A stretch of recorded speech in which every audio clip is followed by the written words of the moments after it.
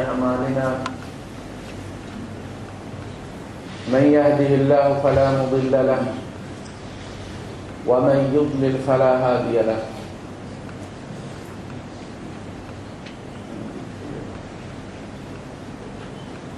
وأشهد أن لا إله إلا الله وحده لا شريك له ولا ضد ولا ند ولا مثيل له ولا مثال له وأشهد أن سيدنا ومولانا ومعلمنا ومرشدنا ومخرجنا من الظلمات إلى النور محمدا عبده ورسوله أرسله الله بالحق بشيرا ونذيرا وداعيا إلى الله بإذنه وسراجا منيرا فقد بلغ الرسالة وأدى الأمانة ونصح الأمة وكشف الغمة فترك أمته على المحجة البيضاء ليلها كنهارها لا يزيغ عنها إلا هالك اللهم صل وسلم وبارك عليه وعلى آله وأصحابه وأزواجه وذرياته وأهل بيته أجمعين أما بعد فأعوذ بالله السميع العليم من الشيطان الرجيم بسم الله الرحمن الرحيم فلما دخلوا عليه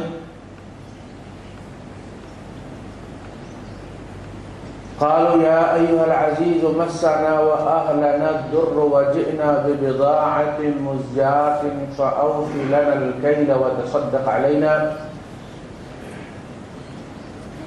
إن الله يجزي المتصدقين قال هل علمتم ما فعلتم بيوسف وأخيه إذ أنتم جاهلون قالوا أئنك لأنت يوسف قال أنا يوسف وهذا أخي قد من الله علينا إنه من يتقي ويصبر فإن الله لا يضيع أجر المحسنين صدق الله العظيم رب اشرح لي صدري ويسر لي أمري واحلل عقدة من لساني يفقهوا قولي آمين يا رب العالمين. سورہ یوسف کو اللہ پاک نے احسن القصص قرار دیا ہے، قصوں میں سب سے بہترین قصہ، اور اس سورت میں بہت سارے مواعظ ہیں، بہت سارے عبر ہیں، بہت سارے سبق ہیں، قوموں کے عروج و زوال کی کہانی ہے، کس طرح ایک فرد واحد جو ایک صحرائی بستی سے نکلا ہے ایک متمدن قوم کے اندر آ کر، کسی فوج کے ذریعے نہیں، اپنے اخلاق اور اپنے کردار کے زور پر اس قوم کا بادشاہ بن جاتا ہے، اور اس سفر میں اسے زندگی کے ہر شعبے سے واسطہ پڑا ہے، مگر کسی جگہ بھی اس نے اپنے آپ کو گرنے نہیں دیا۔ وہ جب غلام تھا تب بھی وہ کردار کا بادشاہ تھا، جب وہ قیدی بنا اس کے کردار کی روشنی نے جیل کو بھی روشن کر دیا، جب وہ اقتدار میں آیا اس کے کردار نے اس قوم کو بھوک و افلاس سے نجات دلا دی،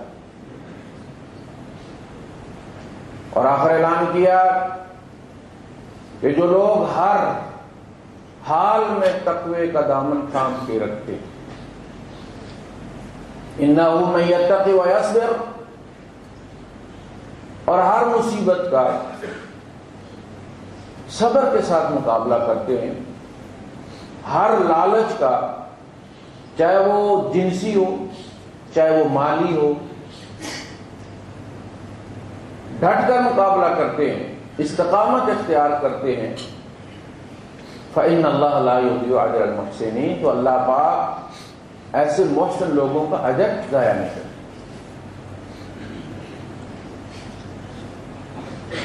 ہمارے یہاں جو اس وقت کے حالات ہیں اور جو اخلاقی بحران ہے جس سے ہم بحیثیت قوم دو چار،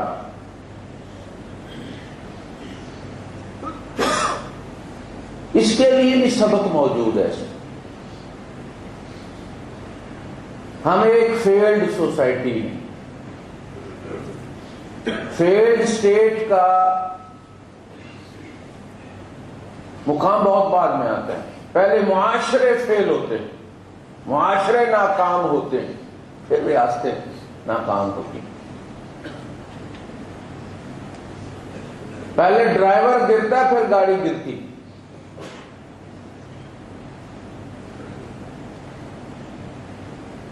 تو ہم ایک ناکام معاشرہ بن کر رہ گئے ہیں۔ ہفتے میں کتوں کے ہاتھوں کتے اتنے نہیں مارے جاتے جتنے مسلمانوں کے ہاتھوں مسلمان مارے جاتے ہیں۔ یہ رمضان کا مہینہ، بھائی بھائی کو قتل کر رہا ہے، باپ بیٹے اور بہو کو قتل کر رہا ہے، کوئی بہنوں کو قتل کر رہا ہے، کوئی سحری کے وقت قتل کر رہا ہے، کوئی افطاری کے وقت قتل کر رہا ہے۔ کرپشن دیکھیں کہاں سے کہاں پہنچی ہوئی ہے۔ زندگی کا کوئی شعبہ اس سے مبرہ نہیں۔ اگر کوئی ایک شعبہ دوسرے کو تانا دے گا تو وہ اسی طرح ہوگا کہ جس طرح ایک بھینس کسی گائے کو یہ تانا دے کہ تمہاری دم کالی ہے، جبکہ بھینس ساری کی ساری کالی ہوتی ہے۔ یہاں کوئی ایک طبقہ زیر الزام نہیں۔ Corruption as a super big ہمارے اندر کریٹ ہو گئی۔ یہ وہ بیکٹیریا ہے جس کا علاج اللہ کی کتاب میں ہے، ہم کرنے کے لیے تیار نہیں۔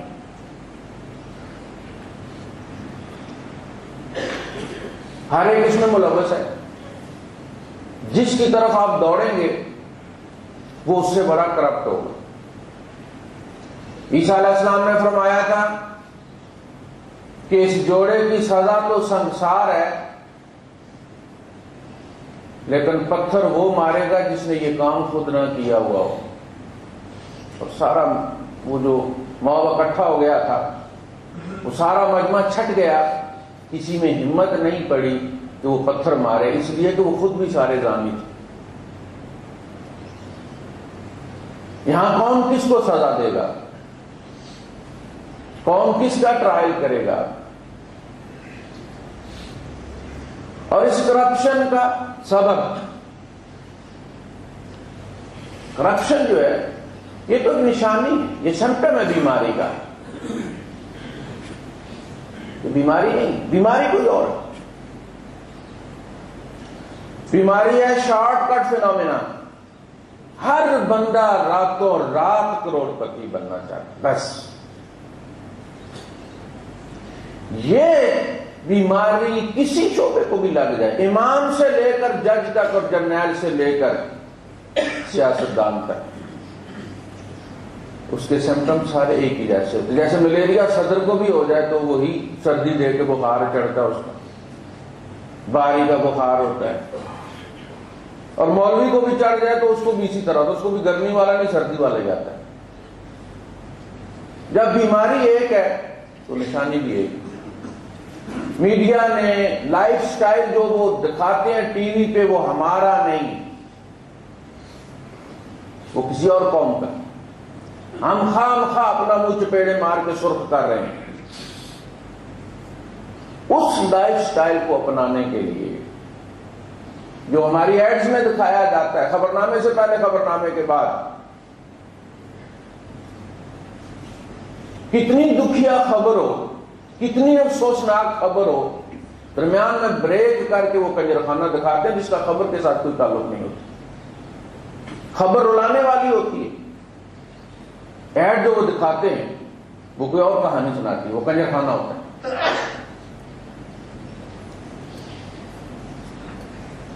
اس لائف سٹائل کو اپنانے کے لیے شارٹ کٹ فنامنا، راتوں رات کوئی چھکا لگ جائے، کناعت ختم ہو گئی ہے، برکت کی طلب کسی کو نہیں، حلال حرام کی پہچان کسی کو نہیں۔ کسی نے کہا تھا کہاں کا حلال اور کہاں کا حرام، یا کہاں کا حرام اور کہاں کا حلال، جائے ہائے خودی رہے رام لال، حرام کی ہے اڑا دیں، حلال کی ہے اڑا دیں، پیچھے کیا بچتا ہے؟ رام لال ہی بچتا ہے نا۔ تو جب حرام اور حلال کی تمیز ختم ہو جائے تو معاشرہ سارا رام لالوں سے بھرا ہوا ہے۔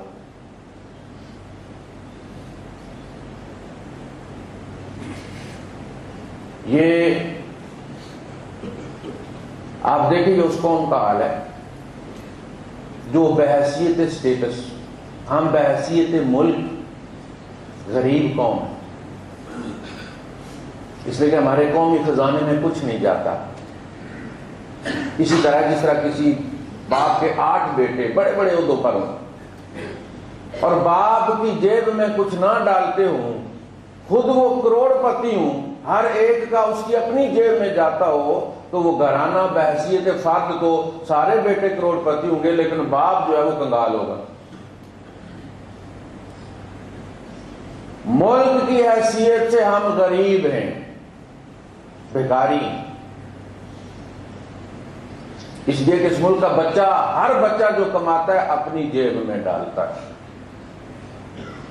لیکن بحیثیت قوم ہم اس پورے خطے میں سب سے امیر قوم ہیں۔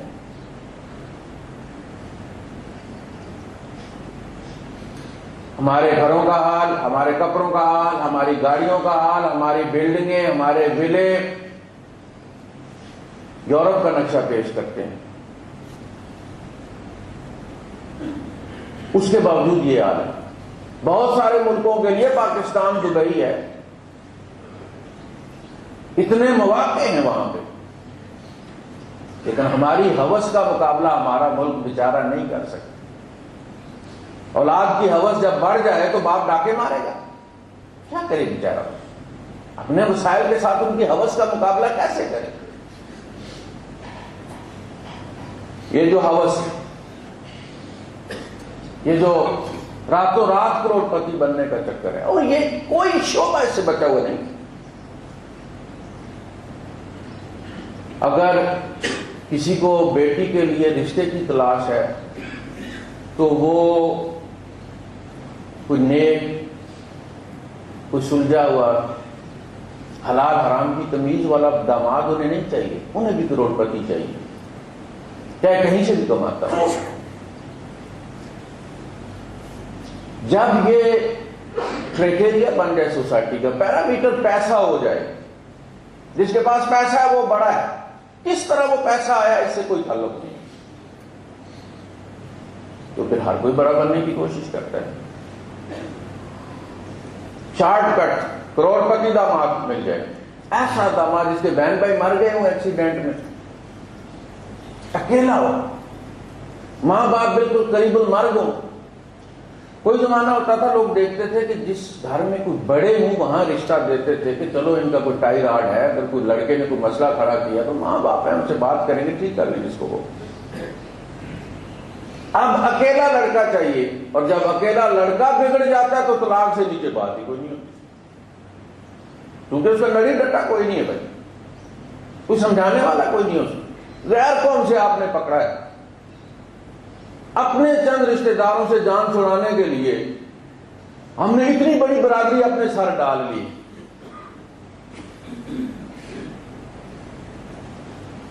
اور وہ بھی اسی معاشرے کا جس کو ہم نے نیک سمجھ کے چنا ہے. اس کے جب گل کھلنے شروع ہوتے ہیں پھر پتہ چلتا ہے.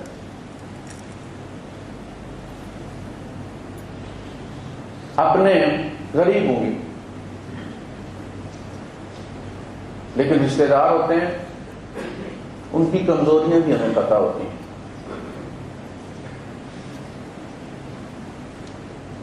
ان کا علاج بھی ہمیں پتہ ہوتا ہے، کس بندے کا ان پر انفلوئنس ہے یہ بھی پتہ ہوتا ہے، اس کو کس طریقے سے بلیک میل کرنا ہوتا ہے یہ بھی ہمیں پتہ ہے کہ اگر اس نے اس کے ساتھ کچھ کیا تو پھر ہم فلاں کو کہیں گے، اس کے گھر اس کی بہن ہے تو پھر وہ سمجھائے گا تو یہ سمجھ جائے گا. دیکھیں جب ہم برادری پہ دینے کے لیے تیار تھے کہ ہم کہاں ہیں، وہ پاکستان میں ہیں، اب وہ اس قابل کہاں ہیں ان کو رشتہ دیا جائے، ان کے یہاں سے رشتہ کیا جائے. لڑکوں والوں کو میں لڑکی والوں کو بھی ماں، ہر بندہ یہ چاہتا ہے کہ اپنی برادری سے جان چھڑا کے دوسری برادری میں کوئی نیک لڑکا جبرائیل علیہ السلام کا پوترا کوئی مل جائے اسے، حالانکہ وہ بھی کسی برادری کا حصہ ہوتا ہے.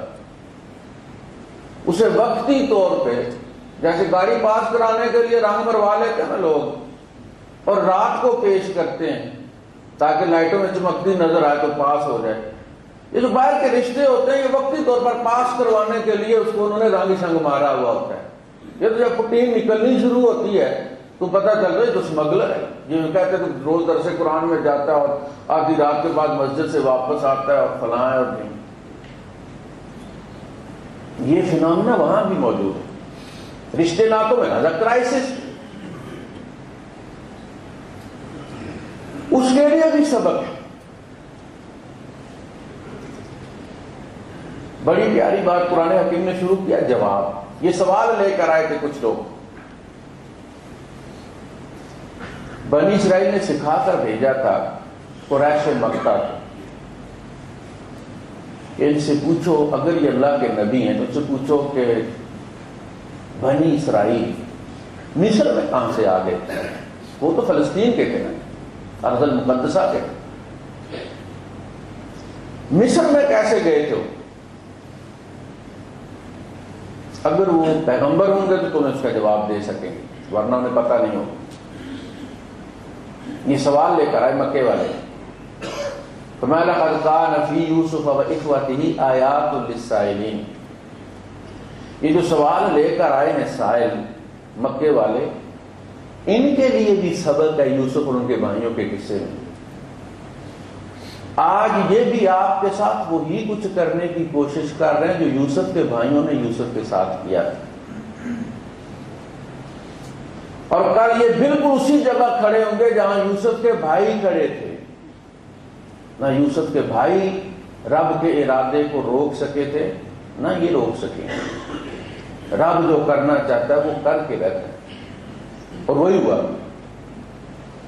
جب اللہ کے رسول صلی اللہ علیہ وسلم واپس آئے مکہ فتح ہوا تو یہی سورہ یوسف کا ڈائلاگ چلا ہوا. سارے غلام بنا کر پیش کیے گئے.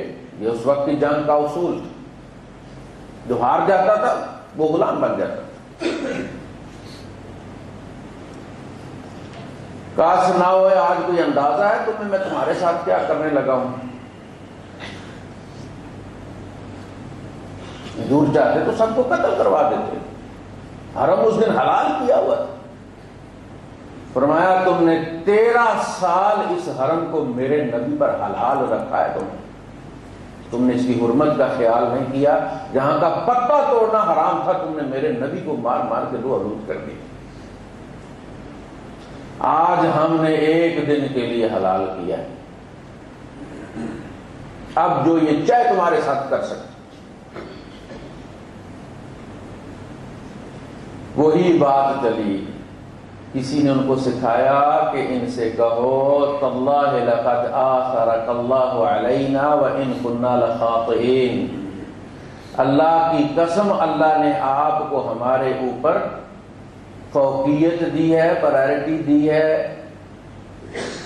سبقت دی ہے اور ہم خطا کار تھے. جو جملہ یوسف علیہ السلام کے بھائیوں نے کہا تھا یوسف علیہ السلام،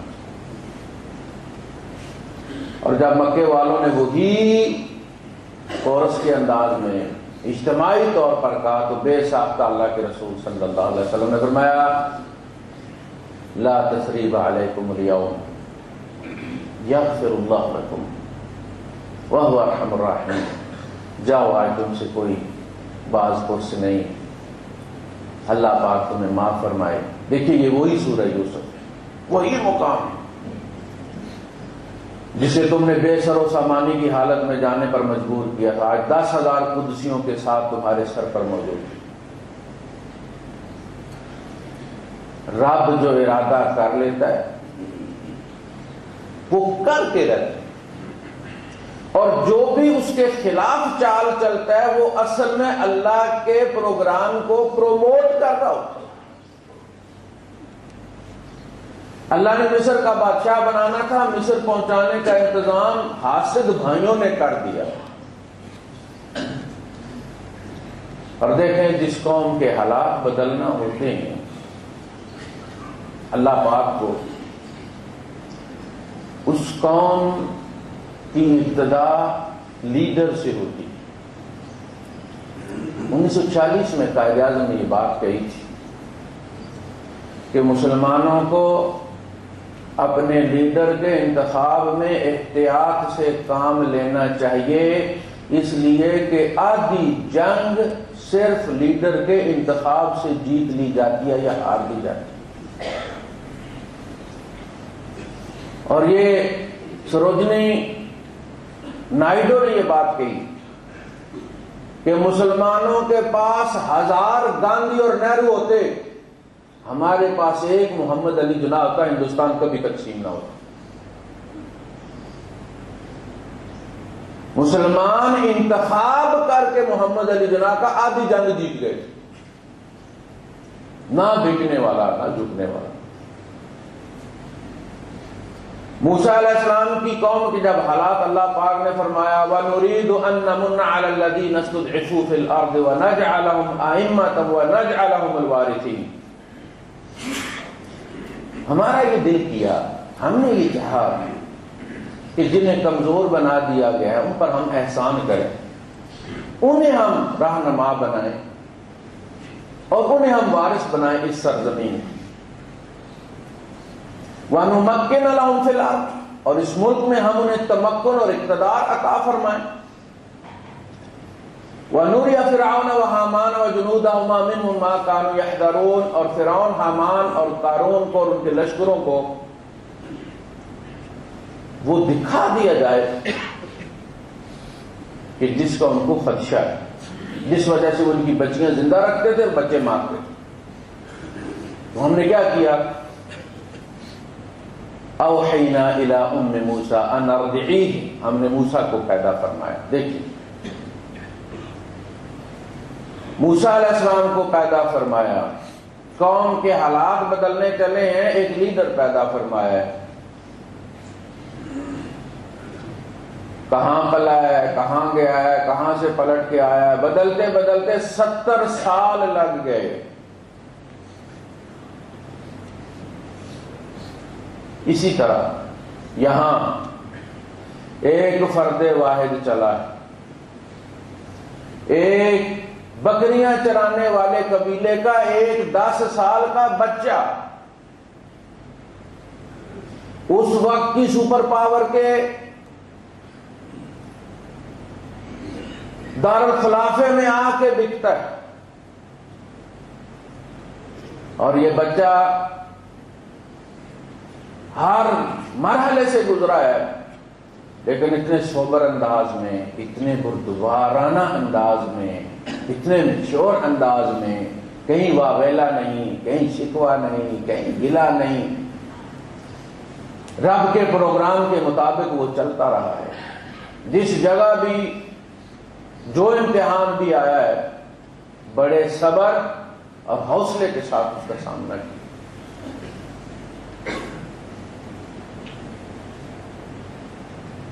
کوئی سوچ بھی نہیں سکتا کہ ایک بچہ، اور وہ بچہ پھر کسی اعلیٰ خاندان میں نہیں، غلام بن کے آیا ہے کردار کے زور پر۔ دیکھیں ہسٹری، دیکھیں قوموں کی بربادی کی۔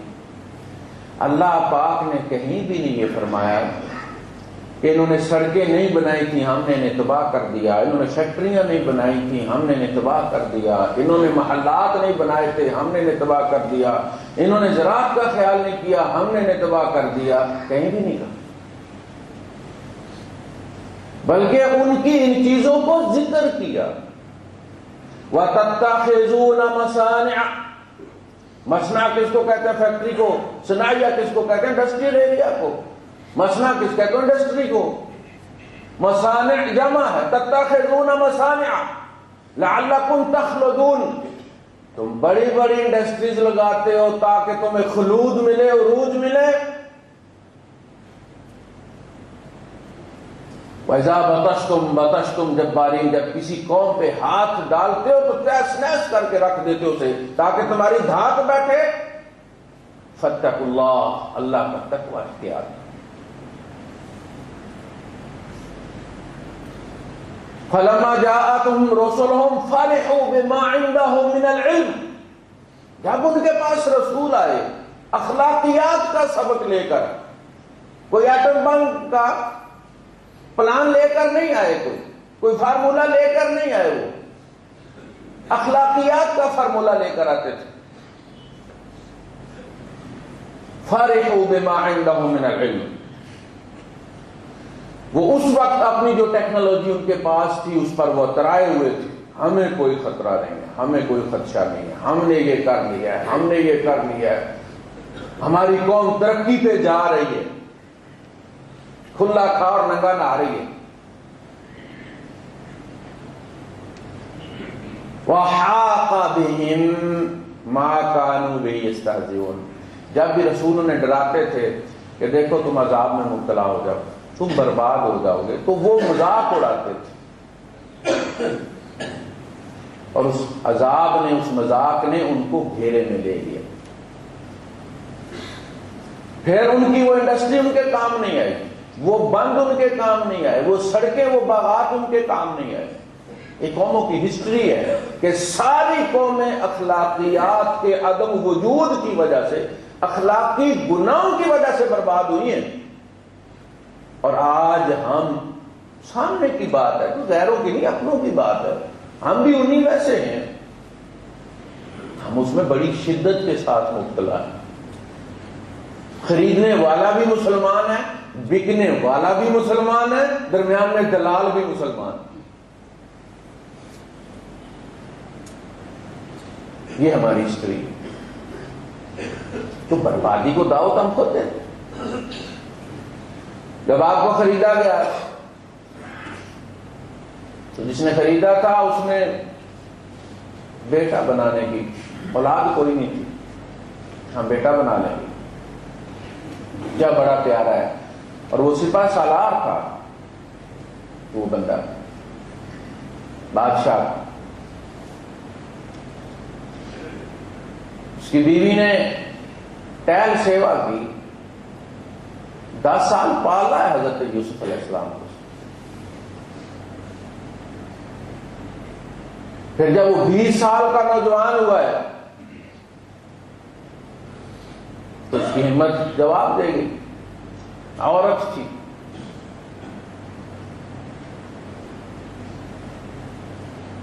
پھر جیل، جب وہ قصہ مشہور ہو گیا، عورتیں اکٹھی ہو گئیں، جو اس وقت کی کریم تھی سوسائٹی کی، آج ہماری کریم بھی اسی قسم کی، ساری بیگمات اکٹھی ہو گئی کہ یہ کیا چکر ہے۔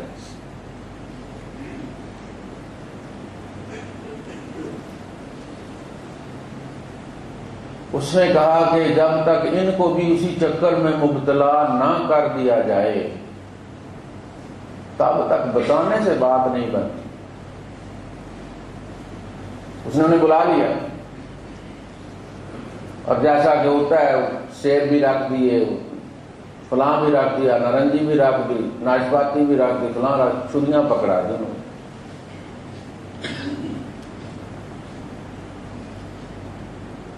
پھر ان سے کہا قالت اخرج علیہم، کہا ذرا باہر نکلو یوسف علیہ السلام سے۔ وہ باہر نکلے، ان کو دیکھ کر ان عورتوں نے کہا حاشا للہ ما ھذا بشر ان ھذا الا ملک کریم، اوئے ہوئے ہوئے ہوئے ہوئے، یہ تو بندہ نہیں ہے، یہ تو فرشتہ ہے، سر سے پاؤں تک نور میں ڈوبی ہوئی ہستی۔ قطعن ایدیہن، انہوں نے ہاتھ کاٹ لیے۔ قرآن حکیم یہ کہتا ہے کہ یوسف علیہ السلام اللہ کے نبی، دیکھیے یوسف علیہ السلام کے بھائی بھی اسی یعقوب کی اولاد ہے، لیکن وہ نبی نہیں۔ جو نبی ہوتا ہے اس کا بچپن، جوانی، بڑھاپا سب نبی اور گارنٹیڈ ہوتا ہے۔ اس کا بچپن بھی اتنا ہی معصوم ہوتا ہے جتنی اس کی نبوت معصوم ہوتی ہے۔ اس کا بچپن بھی دلیل ہوتا ہے لوگوں کے بچپن کے لیے، اس کی جوانی لوگوں کی جوانی کے لیے مشعل ہوتی ہے۔ آپ کو پتا چل گیا کہ یہ سارا چکر چل رہا ہے، اور دیکھیے جب کیس عدالت میں جاتا ہے تو وہاں بھی وہ کیا کہتے ہیں، فرماتے ہیں فَاسْأَلْهُ مَا بَالُ النِّسْوَةِ اللَّاتِي قَطَّعْنَ أَيْدِيَهُنَّ إِنَّ رَبِّي بِكَيْدِهِنَّ عَلِيمٌ۔ بادشاہ سے پوچھو وہ جنہوں نے ہاتھ کاٹ لیے تھے ان عورتوں کا کیا افسانہ ہے، میرا رب ان کی چال سے آگاہ ہے۔ تو انہوں نے کیا چال چلی تھی؟ چال تو کہا جا سکتا ہے کہ عزیز مصر کی بیوی نے چلی تھی، زلیخا نے چلی تھی۔ ان عورتوں نے کیا چال چلی تھی؟ انہوں نے جو ہاتھ کاٹے تھے وہ ساری ٹیکنیک تھی، اصلی میں نہیں کاٹے تھے، بے ساختہ ہو کے نہیں کاٹے تھے، پلاننگ سے کاٹے تھے۔ جب کسی سے ہیلو ہائے، کوئی بہانہ چاہیے، لائبریری سے نکلتے ہوئے کتابیں گرا دینا، اس کا اٹھا کے پکڑا دینا، سلام دعا شروع ہو گئی۔ کوئی چیز سوئی لگائے کوئی اللہ کر کے، پھر وہ دوڑ کے آئے، نگاہ ماردان یہ میرا لاؤں گے گواچا، وہ ایسے ہی نہیں گواچا، وہ کسی سیاست سے ہی گواچا۔ انہوں نے ہاتھ کاٹے، کوئی اللہ کیا، یوسف دوڑ پڑے گا رومال لے کے کہ اس سے صاف کر لیں، تو ہم کہتے تم ہی صاف کر دو، اس بہانے ہاتھ پکڑ لیں گے اس کا۔ یوسف اللہ کے نبی تھے، اللہ پاک فرماتے ہیں وَلَمَّا بَلَغَ أَشُدَّهُ آتَيْنَاهُ حُكْمًا وَعِلْمًا۔ آپ کو پتا تھا یہ سب چکر چل رہا ہے، پہلے ایک تھی اب تو پورا ریوڑ ہو گیا، کہو میرے یہاں مال کا میری حفاظت فرما۔ یہ مجھے کیا ہو گیا، انہوں نے گھیر لیا سب نے۔ اِلَّا تَصْرِفْ عَنِّي كَيْدَهُنَّ أَصْبُ إِلَيْهِنَّ وَأَكُن مِّنَ الْجَاهِلِينَ۔ ادھر زلیخا کہہ رہی ہے کہ میری بات نہیں مانے گا تو میں جیل میں ڈال دوں گی، اور یہ ان کو مخاطب نہیں کر رہے، یہ رب کو کہہ رہے، اونچا اونچا کہہ رہے تاکہ ان کو پتہ چل جائے رب السجن احب الی مما یدعوننی الیہ۔ اللہ پاک مجھے جیل منظور ہے، تیری نافرمانی منظور نہیں۔ یہ جواب دیا جا رہا ہے کہ جیل میرے لیے کوئی مسئلہ نہیں، میں ادھر جا سکتا ہوں، یہ جو تم نے پلاننگ بنائی ہوئی ہے یہ پوری نہیں ہو سکتی۔ اور جیل بھی ایسا نہیں جیسے ہمارا خطبہ شروع ہوا اور ابھی ختم ہو جائے گا، 10 سال جیل کاٹی ہے یوسف علیہ السلام۔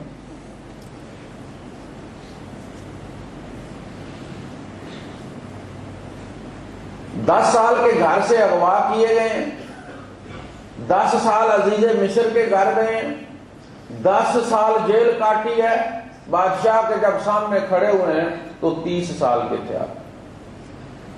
یعقوب کو جب خبر پہنچی ہے تو 40 سال کے تھے، تو 7 سال ہریالی کے، پھر 7 سال قحط کے،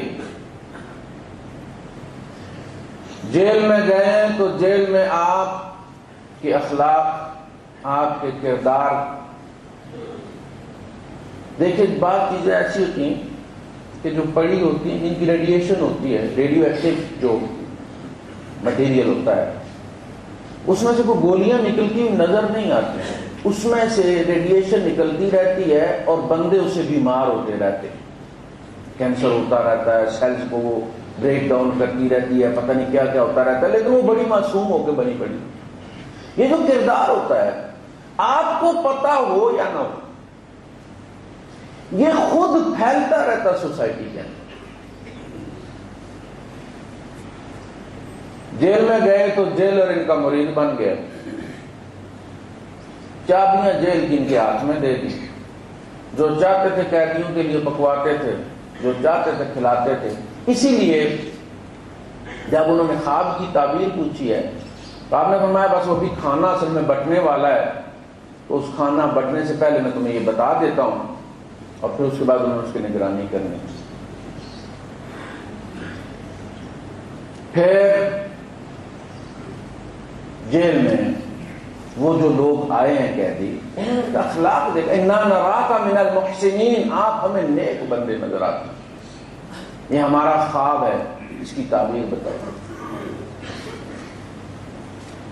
پھر جب بادشاہ نے خواب دیکھا اور اس ساتھی قیدی کو یاد آیا کہ خواب کی تعبیر بتانے والا تو جیل میں بند ہے، اس نے مجھے کہا بھی تھا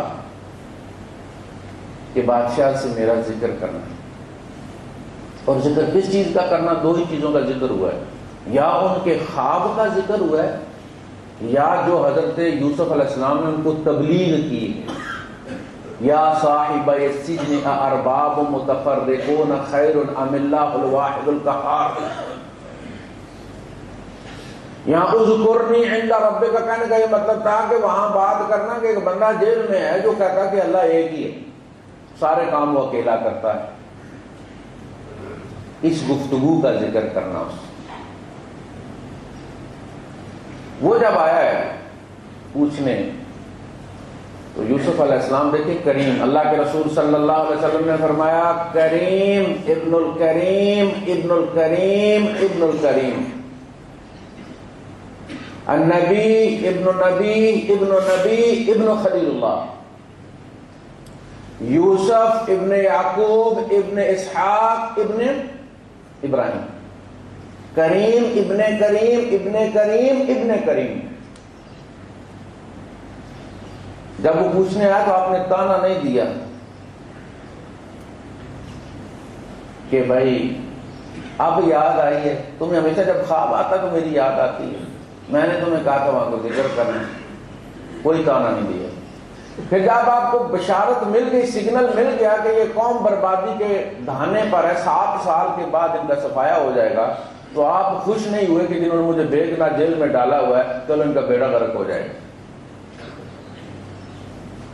اس سے سبق یہ ملتا ہے کہ جس قوم میں رہو اس کے فائدے کی سوچو، جس کشتی پہ سوار ہو اس میں سوراخ مت کرو، لہذا اس کی خیر خواہی کرو، یہ اس نعمت کا تقاضا ہے، اخلاقیات کا تقاضا ہے، ٹکٹس میں سے۔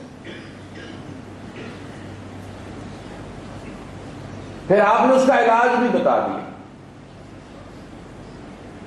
یہ خواب کی تعبیر ہے، یہ اس کا علاج ہے۔ پھر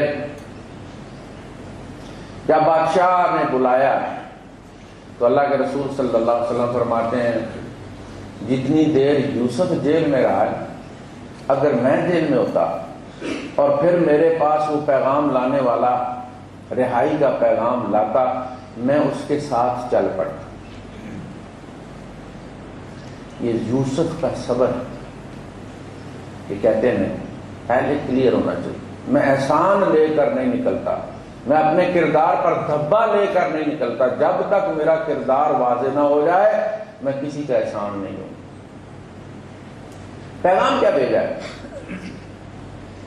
فَاسْأَلْهُ مَا بَالُ النِّسْوَةِ اللَّاتِي قَطَّعْنَ أَيْدِيَهُنَّ، بادشاہ سے پوچھو جا کے کہ جن عورتوں نے اپنے ہاتھ کاٹے تھے ان کا قصہ کیا ہے. زلیخا کو سپیئر کر دیا,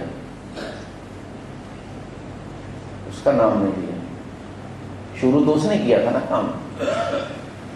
یہ بھی کریمی ہے یوسف علیہ السلام کی, جس گھر کا نعمت کھایا ہے اس پہ انگلی نہیں اٹھائی, اس کی بیوی کو بدنام نہیں کیا, اس کے سطر سے پردہ نہیں ہٹایا, اس کے گھر پہ کوئی الزام نہیں لگایا. اتنا بڑا سردار ہے, بیوی کا قصہ زیر بحث آ گیا, یہ بیچارہ بے عزت ہو جائے گا. ان عورتوں کا حوالہ دیا جنہوں نے ہاتھ کاٹے تھے, جس نے بلا کے مجلس لگوائی تھی, اس کا ذکر نہیں. وہ تو جب کیس چلا تو زلیخا خود دوڑی, اس نے آ کر گواہی دی ہے. اور بڑی عجیب بات ہے کہ جہاں جہاں الزام لگتا گیا ہے وہاں وہاں اس الزام کی صفائی یوسف علیہ السلام کے دشمنوں نے ہی دی, دوستوں نے نہیں, رشتہ داروں نے نہیں. کپڑا پھٹا جب زلیخا دوڑی تو زلیخا کا چچا زاد بھائی تھا وہ, جس نے یہ فارمولہ دیا تھا کہ کپڑا دیکھو قمیض آگے سے پھٹی ہے, یہ پیچھے. اس کے منہ سے کہلوایا, زلیخا کے ولی کے منہ سے کہلوایا. پھر زلیخا کے شوہر نے کہا کہ یہ تمہاری چال ہے, بیوی سے کہا. اور یوسف علیہ السلام سے کیا کہا؟ یوسف اعرض عن ھذا, یوسف اس قصے کو دبا دے. بیوی سے کہا واستغفری لذنبک انک کنت من الخاطئین, تو توبہ طائب کر, تو ہی گناہ گار. اور جب اس نے کہا کہ یوسف اعرض عن ھذا, یوسف مٹی ڈال اس قصے پہ, تو یوسف علیہ السلام نے ایسی مٹی ڈالی ہے کہ بادشاہ کے دربار میں اس کی بیوی کا نام نہیں لیا. دیکھیں اخلاق فتح کرتا چلا, گھر کی فوج نہیں ہے. پھر جب انہوں نے گواہی دے دی, انہوں نے بھی کہا حاشا للہ ما علمنا علیہ من سوء, پناہ اللہ کی, ہم نے اس میں کوئی برائی نہیں دیکھی. قالت امرأة العزیز الآن حسحس الحق انا راودته عن نفسه وانه لمن الصادقین. دیکھیں یہاں بھی ان عورتوں نے بھی گواہی دی, پھر زلیخا نے بھی ان کے سچ کی گواہی دی. جن سے الزام چلا تھا وہی کہہ رہے انہ لمن الصادقین, وہ پاک صاف سچا ہے. بادشاہ نے امین بنایا اس طرح کہ وہ صرف آئینی بادشاہ رہ گیا تھا. وہ سب کچھ یوسف علیہ السلام کی, اس نے چابیاں ساری ان کے حوالے کر, اور یہ کہا کہ تیرے حکم کے بغیر اس ملک مصر میں کوئی ہاتھ بھی نہیں اٹھائے. تو جو چاہے گا, تجھے پوچھنے والا کوئی نہیں, تو کر. ایک بچہ کہاں سے چلا ہے, کہاں بکا ہے, کن مراحل سے گزرا ہے, جیل سے نکلا ہے, کہاں پہنچا ہے, کس بنیاد پر, اخلاق, کردار, سیرت, جس کی آج ویلیو کوئی نہیں,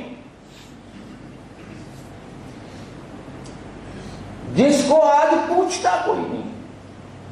اس کا ذکر کرو تو لوگ ہنستے آگے سے.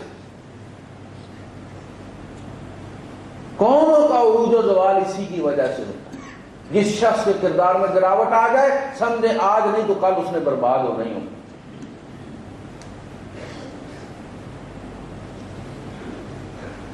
پھر جب زمینوں کے مالک ہو گئے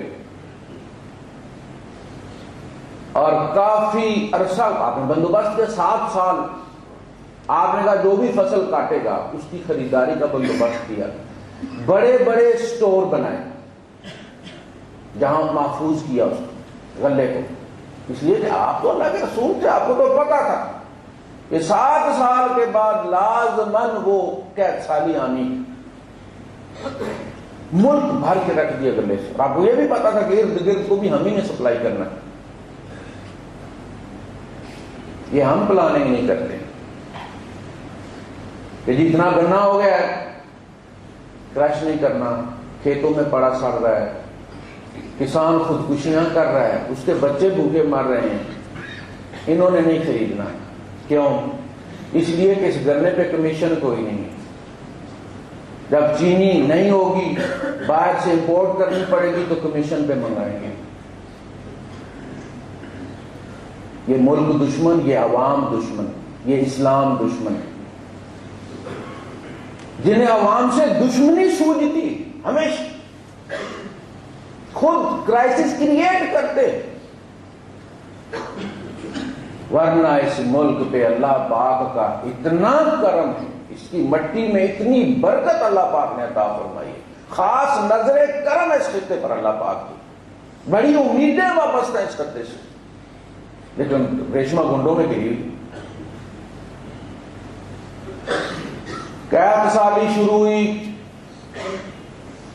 ارد گرد خبر پہنچی، کنعان تک خبر گئی، یعقوب علیہ السلام نے بچوں سے کہا کہ آپ گھروں سے نکلو، مر جائیں گے ہم لوگ تو پھر ہی تم ہمارے ڈھانچے اٹھا کے نکلو، جاؤ جا کے سنا مصر میں غلہ ہے، جو پیسے چاہ رہے ہیں لے جاؤ، جانور بیچو جا کے تو لے کے آؤ۔ آئے وَجَاءَ إِخْوَةُ يُوسُفَ فَدَخَلُوا عَلَيْهِ فَعَرَفَهُمْ۔ جب وہ آئے، اوپرے لوگ تھے جو گارڈز تھے، اس لیے کہ جہاں گلہ سٹاک ہے وہاں چوری اور ڈاکے کا بھی خطرہ ہے۔ ان الفقر یکاد الکفر، غربت آدمی کو کافر کر دیتی، بھوکا آدمی ٹوٹ پڑتا ہے پھر دوسروں پر، لہذا سیکورٹی بھی زیادہ رکھنی پڑتی ہے۔ سیکورٹی والوں نے پکڑ لیا یہ کوئی اوپرے بندے آئے اور ہے بھی بڑے کڑیل ہیں، تو کہیں گے کوئی ڈاکے والا چکر تو نہیں، پکڑ کے یوسف علیہ السلام کے پیش کیا، پہچان لیا، اچھا یہ سرکار ہوئی، اچھا رکھا ہوں، اپنے محل میں رکھا، اچھی خدمت کی ان کی، جاتے ہوئے بورے بھر کے دیے، ان سے سٹوری سنی پوری کیا ہے، کہ ہمارا ایک بھائی بھی ہے، اس طرح ایک بہن ہے، گھر میں کتنے افراد ہیں، گھر کی لسٹ دینی پڑتی تھی، اس حساب سے غلہ ملتا تھا۔ ہم نے کہا اس بھائی کو ساتھ کیوں نہیں لے کر؟ کہا جی وہ اصل میں ایک بھائی ہمارا جو ہے وہ گم ہو گیا تھا، تو اس کے بعد باپ جو ہے وہ اس کی وسع نہیں کھاتا، اس کو نظروں سے اوجھل نہیں ہونے دیتا، بس اس کو پکڑ کے بیٹھا ہوا۔ کہا کہ باپ کو سمجھاؤ اور اگلی دفعہ اسے بھی ساتھ لے کر بھر کے دے دیا، پیسے ان کے ہر بوری میں ہر بھائی کے پیسے ڈال دیے الگ الگ، تاکہ انہیں پتہ چلے کہ بادشاہ نے صرف ہمارا اکرام نہیں کیا بلکہ مہربانی کرتے ہوئے تحفے میں ہمیں دے دیا ہے یہ غلہ، اور پیسے ہمارے واپس کر دیے۔ مفسرین لکھتے ہیں کہ یوسف علیہ السلام نے اپنی جیب سے پے کر دیا ان بھائیوں کا، خزانے کو نقصان نہیں پہنچایا، کوئی نیپوٹزم نہیں ہے، پیمنٹ اپنے جیب سے کر دی۔ ایک صاحب میرے دوست ہیں، بہت بڑا سب اسٹیشن ہے، وہاں مینیجر ہے، جب کبھی جانا ہو کم جاتا ہوں میں، لیکن جب بھی جاتا ہوں وہ پیسے مجھ سے نہیں لیتے، بندہ بڑا ایماندار، پیسے اپنی جیب سے وہ بندہ ڈالتا ہے میرے سامنے، اس رسید کاٹتا ہے اور اپنی جیب سے ڈالتا ہے کاؤنٹر کے اندر۔ ایسا نہیں کہ نقصان مالک کا اور احسان اس کا چڑھ رہا ہے، وہ اپنا نقصان کرتا ہے۔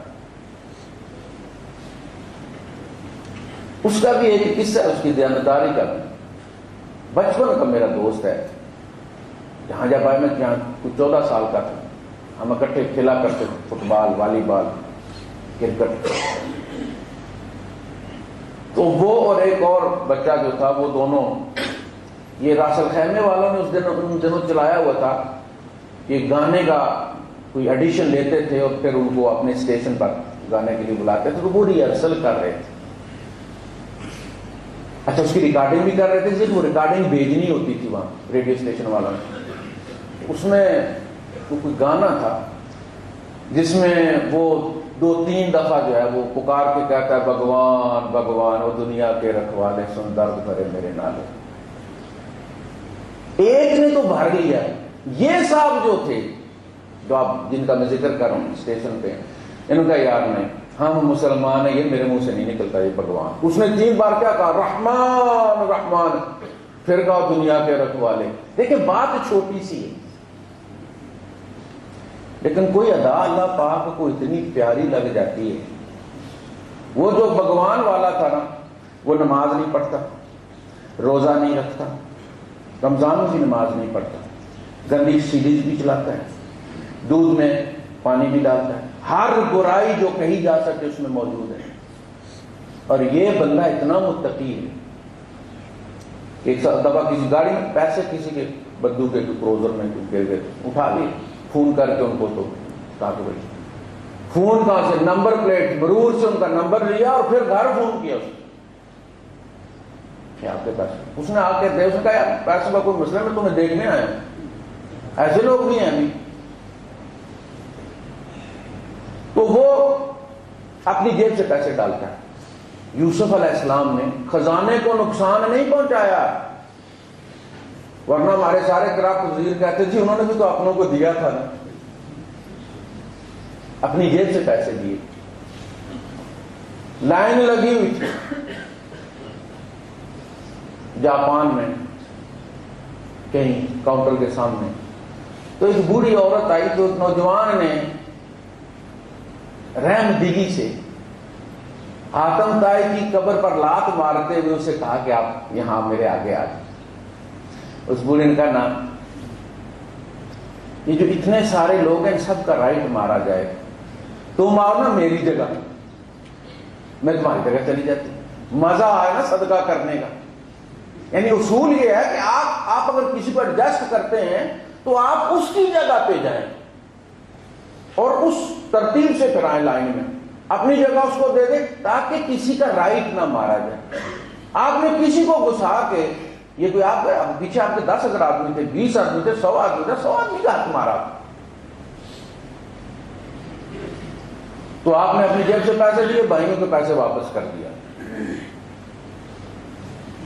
پھر وہاں جا کے وہ جو مکالمہ ہوا پچھلے درس میں بیان کیا جا چکا ہے، پھر جب واپس آئے بنیامین کو لے کر آئے، بنیامین سے پھر جب مکالمہ ہوا یوسف علیہ السلام کا، حالات آپ نے پوچھے وہاں کے سارے، پھر انہیں روک لیا اپنے یہاں، اور اسی ترتیب سے آپ نے، یوسف علیہ السلام نے بھائی کے لیے صدقے دل سے نشانی کے طور پہ وہ گلاس جو ڈالنے والا تھا اور سونے کا، اب دیکھیں اس وقت کی مصر کی حالت دیکھیں اب معاشی، وہ آپ نے اس میں رکھا، اور وہ جو آگے بھرنے والے تھے تھوڑی دیر دیکھا ٹوپا نہیں مل رہا تو انہوں نے چور بجا دیا،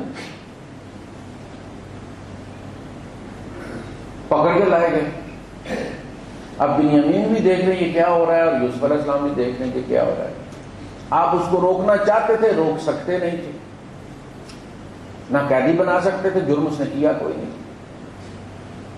بھائیوں نے کہہ دیا کہ ہمارے قبیلے میں قانون یہ ہے کہ اگر کوئی بندہ چوری کرے تو پھر وہ جس کی چوری ہو اس کا حق ہے کہ اس ترتیب سے کوئی نصاب مقرر ہوگا کہ اتنے کی چوری ہو تو اتنے سال وہ اس کے پاس رہے گا۔ ٹوپا نکلا ہے، یوسف علیہ السلام بھی خاموش ہو گئے، چلو اسی بہانے میرے پاس رہے گا بنیامین۔ اللہ پاک فرماتے ہیں کذالک کدنا، ہم نے یہ چال چلی، اللہ پاک اپنی طرف اس کو ریفر کر رہے ہیں، یہ نہیں کہا یوسف نے چال چلی، نبی چال نہیں چلا کرتے، نبی کوئی اوپری چیز ہوتی۔ جب وحشی جو قاتل تھے حضرت حمزہ رضی اللہ تعالیٰ دربار میں حاضر ہوئے اور کہا کہ اگر کوئی بندہ مسلمان ہو جائے تو آپ نے سنا اس کے سارے گناہ معاف ہو جاتے ہیں، اگر اس نے قتل کیا ہو آپ نے اسلام سے پہلے سارے معاف ہو جاتے ہیں۔ اس نے کہا اگرچہ اس نے حمزہ کو قتل کیا اور ساتھ ہی اس نے اپنا ڈھاٹا اتار دیا اور کہا کہ میری بیعت لے لیجیے، میں مسلمان ہو کر اللہ کے رسول صلی اللہ علیہ وسلم منہ پھیر دیا۔ اس کے بلیک وارنٹ جاری ہوئے تھے، ویسے ہی ان 6 آدمیوں میں سے تھا جن کے قتل کے احکامات دے دیے گئے تھے کہ جہاں ملے سر اڑا دیے۔ وہ ادھر سے آ گیا سامنے سے، آپ نے پھر منہ دوسری طرف پھیر دیا، وہ ادھر سے آ گیا۔ جب 3 باریں ہو گئیں تو آپ نے ہاتھ بڑھایا اور اس کا اسلام قبول کر لیا، اور اس کے بعد اس سے فرمایا کہ میرے سامنے نہ آیا کرو، اتنی مہربانی کر دو میرے پر، تو میرے سامنے مت آیا کرو، تمہیں دیکھ کے چچا یاد آ گیا۔ بعد میں آپ نے صحابہ سے کہا جب تم نے دیکھا تھا کہ میں نے اس کا اسلام قبول کرنے میں اعراض کیا ہے تو تم نے اس کی گردن کیوں نہیں اڑائی؟ وہ پچھلا آرڈر ویلڈ تھا نا، جب نیا ایشو نہیں ہوا تو وہ ڈیتھ وارنٹ ویلڈ تھا، اس کی گردن اڑا دینی تھی تم نے۔ صحابہ نے کیا کہا کہ اللہ کے رسول آپ آنکھ سے اشارہ کر دیتے، آپ نے فرمایا نبی آنکھوں سے اشارے نہیں کرتے، نبی چال نہیں چلتے۔ کذالک کدنا لیوسف، یوسف کی فیور میں ہم نے چال چلی، بڑی جدائی برداشت کر لیا اس نے، چلو دوسرا بھائی ساتھ ہو گیا۔ اب انہوں نے کیا کہا، دیکھیں بھائی تھے نا، کہنے لگے ان یسرق فقد سرق اخ له من قبل، اور یہ کوئی اتنی اوپری بات بھی نہیں، اگر اس نے چوری کیا تو اس کا بڑا بھائی پہلے چوری کر چکا ہے، یہ کوئی ان کا میٹرنل معاملہ ہے، ماں دوسری تھی نا، پیو ایک ہی تھا۔ اب وہ کیا واقعہ تھا، فَأَسَرَّهَا يُوسُفُ فِي نَفْسِهِ، یوسف علیہ السلام پی گئے اس بات کو، وَلَمْ يُبْدِهَا لَهُمْ، اور ان کے سامنے اپنے آپ کو ظاہر نہیں کیا۔ واقعہ یہ ہوا تھا کہ یوسف علیہ السلام گئے تھے پھوپھی کے پاس چھٹی گزارنے، پھوپھی لے گئی تھی ساتھ، جب والدہ فوت ہو گئی ان کی تو پھوپھی ساتھ لے گئی کہ چلو بچہ ہے چھوٹا تو ذرا عورت کا ہاتھ رہے گا۔ اتنے پیارے تھے، جب یوسف یعقوب علیہ السلام بھی نہیں رہ سکتے تھے، وہ لینے چلے گئے کہ میں نے لے کے جانا یوسف کو، ان کا نہیں رہنے دو اور کوئی سال 6 مہینے میرے پاس، ان کا نہیں میں اس کے بغیر رہ نہیں سکتا۔ تو چلتے ہوئے پھوپھی نے کوئی چیز لپیٹ کرنا اسی طرح ان کے سامان میں ڈال دی، اور جب یہ لے کر یہ باہر نکلے تو شور مچا دیا، میری فلاں چیز کدھر گیا، میرا بندہ کدھر گیا، اور وہ یوسف علیہ السلام کے سامان میں سے نکال لی، کہ تیرا بیٹا تو چور ہے اور ہمارے قبیلے کی سزا کے مطابق تو یہ میرے پاس رہے گا۔ پھوپھی نے پیار کی وجہ سے وہ تانا دیا انہوں نے بھائیوں نے، اس کے بعد پھر منت اللہ کرنے لگے، یا ایھا العزیز ان لہ ابا شیخا کبیرا فخذ احدنا مکانہ انا نراک من المحسنین۔ عزیز اس کا ایک باپ ہے، بہت بوڑھا ہے، شیخ بھی ہے کبیر بھی ہے، بہت بوڑھا، تو ہم میں سے کسی کو روک لے، اس کو جانے دے۔ قال معاذ اللہ، ایسا نہیں ہو سکتا کہ ہم جس کے سامان میں سے نہ نکلے اس کو روک لیں، جس کے سامان میں اس کو جانے دیں، ایسا نہیں ہوگا۔ خیر بھائیوں کو، بڑا بھائی وہیں پہ رہا، چھوٹوں سے اس نے کہا کہ تم واپس جاؤ، میں تو نہیں جاؤں گا۔ فَلَنْ أَبْرَحَ الْأَرْضَ حَتَّى يَأْذَنَ لِي أَبِي أَوْ يَحْكُمَ اللَّهُ لِي، میں کبھی یہاں سے نہیں ٹلوں گا، یا تو مجھے ابا جان اجازت دے دیں یا میں مر جاؤں یہاں، میں واپس نہیں، میں تو یہیں پہ رہوں، تم جاؤ جا کے کہو ارجعوا إِلَىٰ أَبِيكُمْ فَقُولُوا يَا أَبَانَا إِنَّ ابْنَكَ سَرَقَ، جاؤ ابا کو جا کے بتاؤ کہ آپ کے بیٹے نے چوری کی۔ اور ہم تو واقعاتی شہادت کی بنیاد پر کہہ رہے ہیں، ہم نے دیکھا کوئی نہیں۔ وَاسْأَلُ الْقَرْيَةَ الَّتِي كُنَّا فِيهَا وَالْعِيرَ الَّتِي أَقْبَلْنَا فِيهَا، آپ ان بستی والوں سے پوچھ لیں، ان قافلے والوں سے پوچھ لیں جن کے سامنے یہ سارا واقعہ ہوا۔ قَالَ بَلْ سَوَّلَتْ لَكُمْ أَنفُسُكُمْ أَمْرًا، انہوں نے کہا نہیں، یہ بات بنا لی ہے تمہارے نفسوں نے، میرا بیٹا چوری نہیں کر سکتا۔ عَسَى اللَّهُ أَن يَأْتِيَنِي بِهِمْ جَمِيعًا، شاید اللہ پاک اب دونوں کو اکٹھا ہی لے کر آئے گا۔ نبی پھر ان سے کہا کہ جاؤ بیٹا جا کے کوشش کرو تم، یا بنی یذهبوا فتحسسوا من یوسف، جا کے یوسف کا کھوج لگاؤ، وَأَخِيهِ، اور اس کے بھائی کا، وَلَا تَيْأَسُوا مِن رَوْحِ اللَّهِ،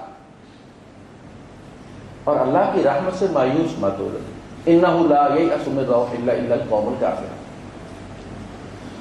اب وہ آئے ہیں اور آ کے انہوں نے کہا کہ یا ایھا العزیز مسنا واہلنا الضر وجئنا ببضاعۃ مزجاۃ فاوف لنا الکیل وتصدق علینا ان اللہ یجزی المتصدقین۔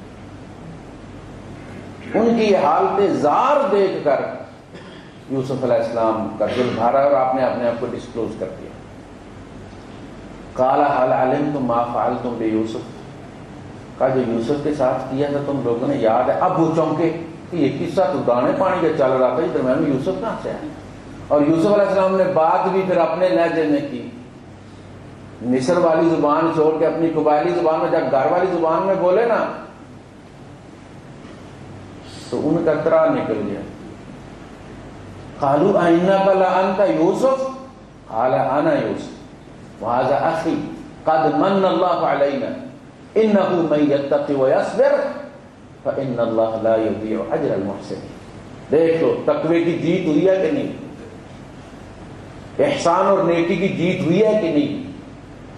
اس کے بعد پھر وہ ڈائلاگ ہوا، ہم سے خطا ہو گئی ہے، اللہ نے آپ کو، اللہ نے دی ہوئی تھی برتری، ہم سمجھتے تھے ابا نے دی ہوئی ہے، ہم سے غلطی ہو گئی، معاف کر دیا.